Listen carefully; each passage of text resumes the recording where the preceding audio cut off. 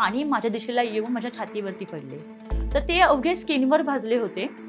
तेव्हा मी इतक्या जोरात किंचाळले की जो केन असतो आतमध्ये फ्रॉकच्या तो माझ्या पूर्ण स्किनच्या आतमध्ये घुसला होता. तर नातेवाईक बोलले की कशाला वाचवतायत, ही मुलगी आहे, हिचं पुढे जाऊन काय होणार, कोण लग्न करणार, अधू मुलगी जगली तरी अधू मुलगी सांभाळावी लागेल, मारून टाकलेलीच बरी.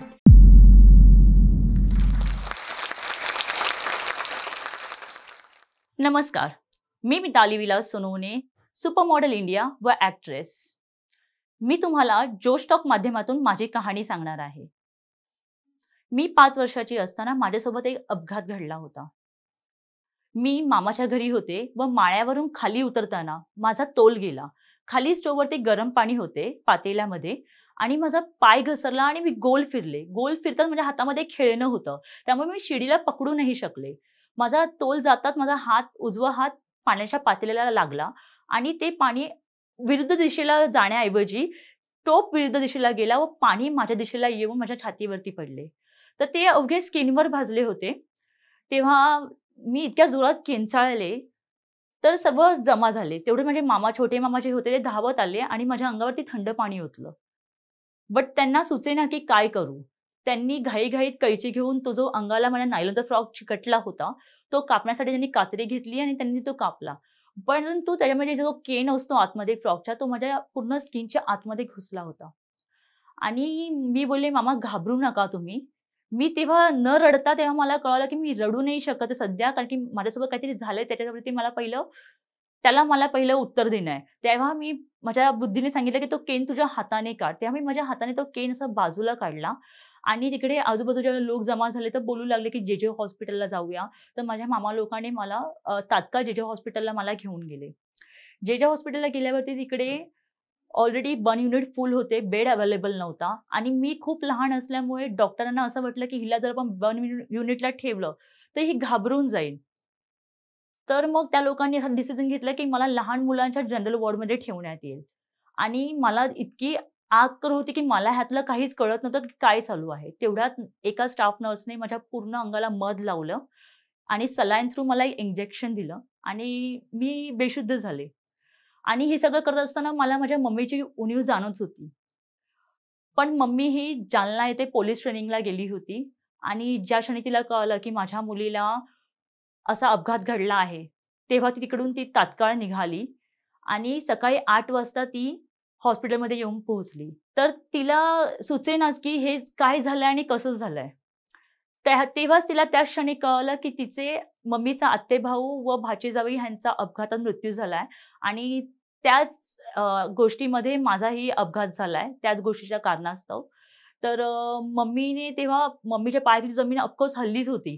पण तरीही ती न डगमगता तिने विचार केला, की ती तिच्या बाळासाठी काय करू शकते.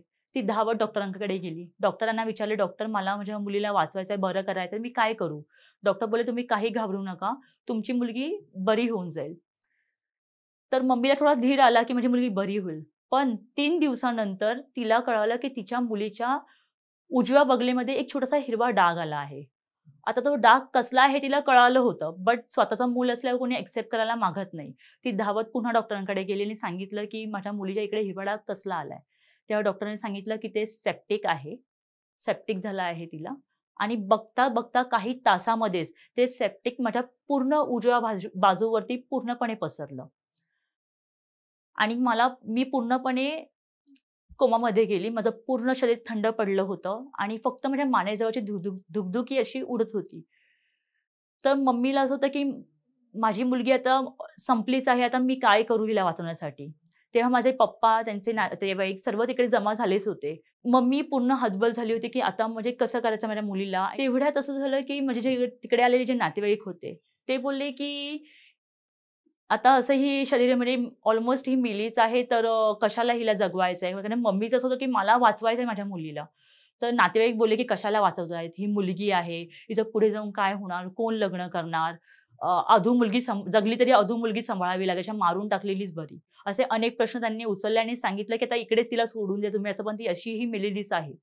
तर मम्मी पप्पांचं असं होतं, की नाही. इव्हन माझ्या मामा, मम्मी आणि पप्पा ह्यांचं डिसिजन असं होतं, की नाही आम्हाला आमच्या मुलीसाठी अजून एक प्रयत्न करायचा आहे. मग तिथून मला त्या लोकांनी प्रायव्हेट हॉस्पिटल, मसिना हॉस्पिटल जे भायखळा येथे आहे, तिथे मला शिफ्ट केलं. तिकडे मी तब्बल 11 दिवस कोमामध्ये होते आणि कोमामध्ये असताना डॉक्टर म्हणजे त्यांचा प्रयत्न चालूच ठेवला होता डॉक्टरांनी. बट 11व्या दिवशी मी स्वतः पाणी मागितलं. तर डॉक्टरांना कळलं की हिची विल पॉवर खूप स्ट्राँग आहे, हिला जगायची खूप इच्छा आहे. तर ते बाहेर आले आणि माझ्या मम्मीला विचारलं त्यांनी, की "तुमची मुलीने आज पाणी मागितलंय, तिची विल पॉवर खूप स्ट्राँग आहे, तिला जगायचं आहे. तर तुम्ही तुमच्या मुलीसाठी किती खर्च करू शकता?" मम्मी बोलली, "तिच्याकडे ₹3,00,000 आहेत स्त्रीधनाचे, तर मी ते मोडून माझ्या मुलीला मी वाचवेन." तर डॉक्टर बोलले, की "3,00,000 मध्ये काहीच होणार नाही. तुम्हाला खूप पैसे लागतील. तुम्ही विचारही करू शकत नाही." तर मम्मी बोलली, "हरकत नाही, चालेल. माझं जे राहतं घर आहे माझगावमधलं, मी ते विकेन, पण मला माझ्या बाळाला वाचवायचंच आहे काहीही करून." तर डॉक्टरांना खूप भरून आलं, कारण की त्या 99 मध्ये मुलगी वाचवणं ही संकल्पना थोडी आउटडेटेडच होती, कारण की मुलगी ही कोणाला नकोच होती. सर्वांना मोठाचा दिवाच हवा असतो ऑफकोर्स, बट माझ्या मम्मीला मुलगी हवी होती जिवंत. तीही कोणत्याही परिस्थितीमध्ये, ती अधू असली तरी मला ती पाहिजे होती. तर डॉक्टरांना ती गोष्ट खूप आवडली. तर डॉक्टरांनी त्याच क्षणी विचार केला, की मी ह्यांना कोणतेही डॉक्टर चार्जेस नाही लावणार. फक्त जो हॉस्पिटलचा बिल आहे तोच लावा. ते आम्हाला नंतर कळालं, की त्यांनी हॉस्पिटलच्या बिलमध्ये ते सगळं त्यांचे चार्जेस लावलेले नव्हते. माझ्या ट्रीटमेंटचा वेग सुरू झाला आणि वेग सुरू असतानाच ती लोकं मला डेली ओटीमध्ये घेऊन जायचे आणि घेऊन जाताना तिकडे एक आरसा होता. ओटीमधून जाताना रस्त्यामध्ये. तर मी रोज नर्सला बोलायची, की "मला त्या आरशामध्ये बघायचंय. प्लीज तुम्ही मला दाखवा." मी रोज त्यांना बोलायची. बट त्या मला रोज टाळायच्या. "आज नाही बाळा, उद्या, परवा" असं करून त्या टाळायच्या. बट त्या का टाळतायत हे मला कळायचंच नाही. कारण की मला खूप आवड होती लहानपणापासून आरशामध्ये बघायची. आणि ती लोकं जेव्हा मला ओटीमध्ये घेऊन जायचे, तेव्हा जेव्हा माझं ड्रेसिंग करायचे, तर तेव्हा माझी सर्जरी झाली होती ग्राफ्टिंगची. तर माझ्या उजव्या बाजूचा डाव्या बाजूचा जो पाय आहे, तो त्यांनी त्याची स्किन काढून माझ्या स्किनवरती लावली. बट तेव्हा असं होतं ना जखमा माझ्या, की माझ्या समोर त्या जखमा खोलल्या, की पूर्ण रक्त वाहून जायचं माझ्या डोळ्यासमोरून आणि मी पुन्हा सीरियस व्हायची. आणि जेव्हा मी पुन्हा परत यायची ओटीमधून बाहेर, तेव्हा मला ते इतकं एक्स्ट्रीम पेन होतं, की मी ते सांगूही शकत नाही शब्दामध्ये. ते असह्य वेदना होत्या माझ्या.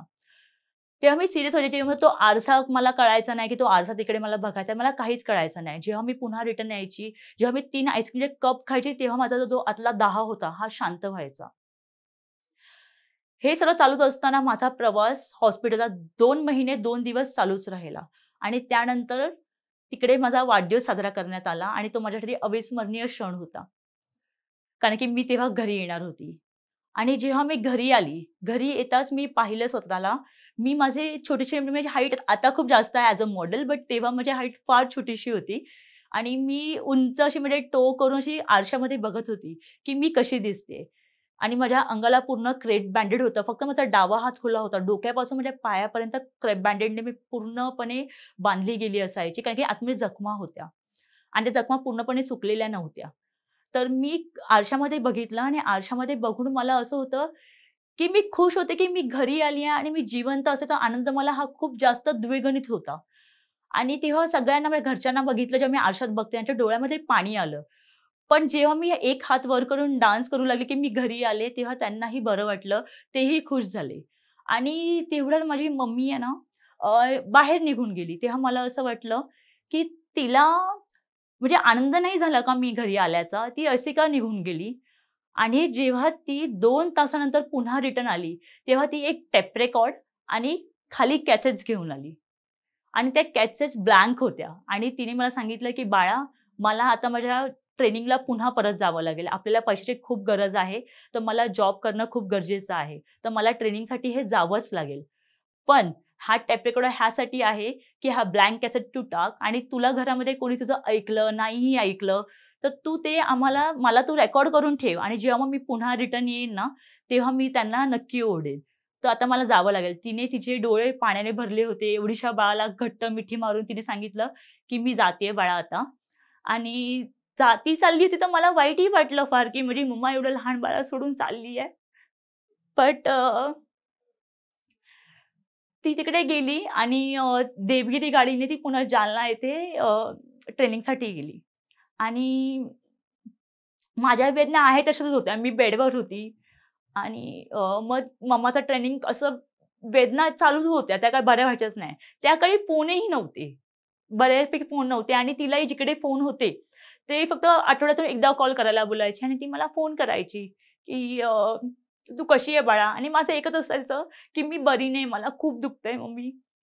तर मम्मी बोलायची, की "काही नाही बाळा, तू बरे होणार, लवकर बरी होणार." ती मला दिलासा द्यायची, मला समजवायची. बट माझी बुद्धी अशी होती, की मला फक्त माझ्याच वेदना कळत होत्या, माझं रडू कळत होतं. तिच्या वेदना कळत नव्हत्या, की ती काय फेस करत असेल त्या क्षणी. बिकॉज ती तिच्या बाळापासून लांब होती. ते मला आज कळतंय, जेव्हा माझी छोटी भाची आहे माझी, तिच्यावर जेवढं मी प्रेम करते, मला कळतं, की जेव्हा आपलं मुलं असतं ना, तेव्हा आपल्याला ते कळतं, की तिची वेदना काय असेल. आणि मग त्यानंतर जानेवारीमध्ये तिचे जे एस-पी सर आहेत, त्यांनी आम्हाला ट्रेनिंगमधून बोलवून घेतलं. पूर्ण फॅमिलीला आणि त्यांनी सांगितलं तिकडे आम्ही गेल्यावरती, कारण की ही खूप युनिक गोष्ट आहे, एका ट्रेनिंग सेंटरमध्ये एखाद्या फॅमिलीला बोलवून घेणं.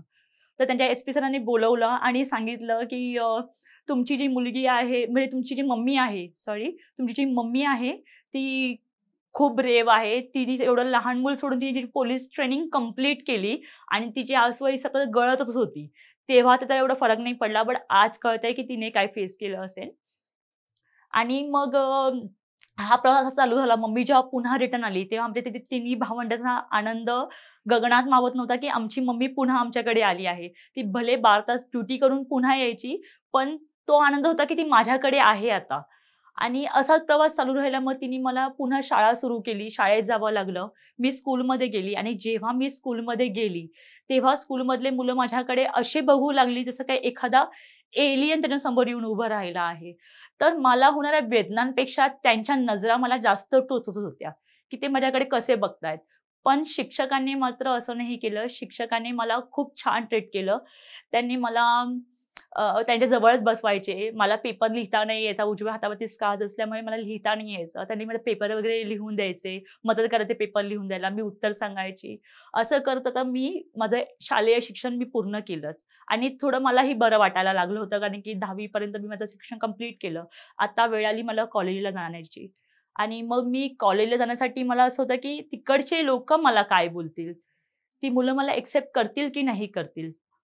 ह्यामुळे मला आधी थोडंसं मनामध्ये होतंच. कितीही नाही म्हटलं, कितीही मी जरी बिहेव केलं ना, तरी मनाच्या कुठल्यातरी कोपऱ्यामध्ये हे असं असतंच, की ती लोकं मला एक्सेप्ट करतील का?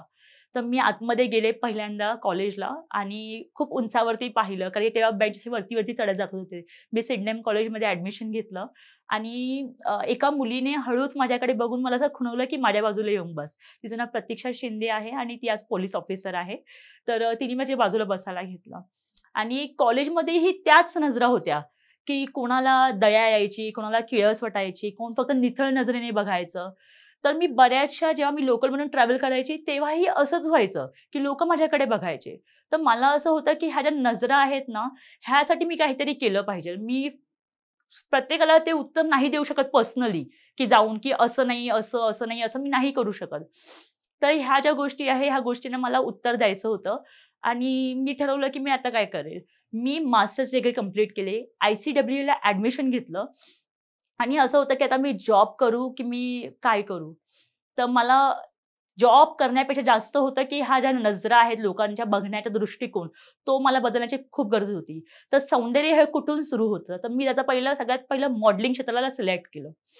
मॉडेलिंग क्षेत्रामध्ये सिलेक्ट करताच मला कळालं, की ह्या क्षेत्राची मी पूर्णपणे माहिती गोळा करू लागले, की काय असतं, काय नसतं. तेव्हाच मला सोशल मीडियावरती एक पोस्ट दिसली.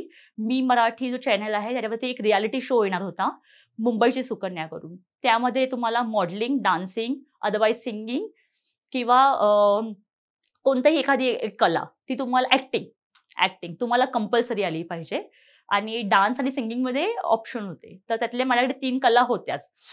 तर मी ते करत असताना मी शिकतच होते आणि मग मी त्यावेळी पार्टिसिपेट केलं. तिकडे मला दीपाली सय्यद आणि पद्मजा फेनानी मॅमने मला तिकडे ज्युरी अवॉर्ड दिला आणि ह्या दरम्यान मी कथ्थक क्लासेससुद्धा जॉइन केलेलेच होते. तेव्हा मी तो एक किस्सा तुम्हाला नक्की आवर्जून सांगेल. मी बसमधून कथ्थक क्लाससाठी चालले होते.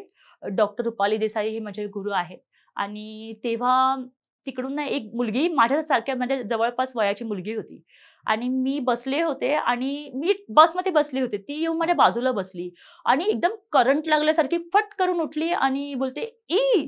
हे कसं वाटतंय? मला तर म्हणजे मला असं झालं असतं ना, पाठी गेली.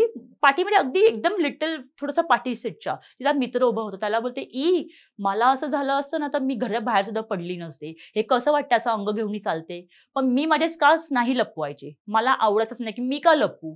तुम्हाला प्रॉब्लेम आहे, तुम्ही नका बघू. मी नाही माझ्या स्कार्सला हाईड करणार. मग असं करत मी जेव्हा मॉडेलिंगमध्ये जेव्हा मी ज्युरी अवॉर्ड घेतला, तेव्हा मला रिअलाईज झालं, की हे फक्त आणि फक्त महाराष्ट्रापुरतं मर्यादित आहे आणि एवढेच लोकं मला विचारतायत, मी अजून काय करू शकते? मग मी पुढे जाऊन Femina miss India, miss universe India, miss international India, miss TRI India, miss TGPC India असे बरेच पॅजंटमध्ये मी पार्टिसिपेट केलं. मी ॲज अ नॅशनल फायनलिस्टही राहिले. परंतु हे सर्व करत असताना सुद्धा माझ्यामध्ये आणि क्राउनमध्ये फक्त आणि फक्त एकच अंतर राहिलं. ते अंतर म्हणजे माझे बर्न मार्क्स म्हणजे स्क्रीन क्रायटेरिया. परंतु इंटरनॅशनल लेव्हलवरती हा स्क्रीन क्रायटेरिया नाही आहे, जो भारतात लावला जातो. पण तरीही मी हार न मानता, कारण की नॅशनल फायनलिस्ट होणं ही खूप मोठी गोष्ट आहे. कारण की भारतामध्ये एवढे स्टेट आहे आणि हजारो मुली रोज त्या प्रत्येक स्टेटमधून एक मुलगी येते. तर ती एक मुलगी मी होते, ह्यासाठी मला स्वतःवर खूप प्राउड होतं, की मी स्टिरियोटाइप्स ब्रेक केलं भारतामध्ये. आणि मी भारताची पहिली मॉडेल आहे, जिने इतिहास रचला, जिने नॉर्मल कॉम्पिटिटरसोबत कॉम्पिटिशन कम्पीट करून नॅशनल फायनलिस्ट झाले. हे सर्व होत असतानाच मी स्वतःचा एक ब्रँड ओपन केला. पहिली एक मी अकॅडमी ओपन केली, मिताली मॉडेलिंग अँड मोर नावाची. पण फक्त कंटेस्टंटला शिकवून काही होणार नाही हे मला कळालं होतं. मला अशा लोकांना वाव द्यायचा होता, जी लोकं ह्या क्षेत्रामध्ये उंची, पैसा, रंग, रूप ह्या सर्व कारणाने मागे राहतात. मी अशा लोकांसाठी माझा प्लॅटफॉर्म ओपन केला. मी स्वतःचं पेजंट रन करते. पेजंट म्हणजे मॉडेलिंग कॉम्पिटिशन आणि मी लोकांना चान्स देते. आता मी एक फाउंडर आणि ऑर्गनायझर आहे आणि मी अशा बऱ्याच लोकांना चान्स दिलेला आहे. तेही मोफत. कोणाकडून मी फीस घेत नाही त्यासाठी. आणि मी हे सगळं करत असताना मी भारतामध्ये अजून एक व्याख्या स्वतःची तयार केली आहे सौंदर्याची. ती म्हणजे तुमचं सौंदर्य हे तुमच्या बाह्य रूपात नसून तुमच्या अंतर्मनातून येणारा आत्मविश्वास हा तुमच्या चेहऱ्यावर जेव्हा झळकतो, ते म्हणजे सौंदर्य आहे. हे मी लोकांना पटवून दिलं आहे आणि एवढं सगळं करत असताना मला एक कळालं, की सामान्य लोकांना मॉडेलिंग क्षेत्र नाही कळत. तर सामान्य लोकांपर्यंत पोहोचण्यासाठी मी विचार करते, की मला टीव्ही सीरियल्स करायच्या आहेत अजून.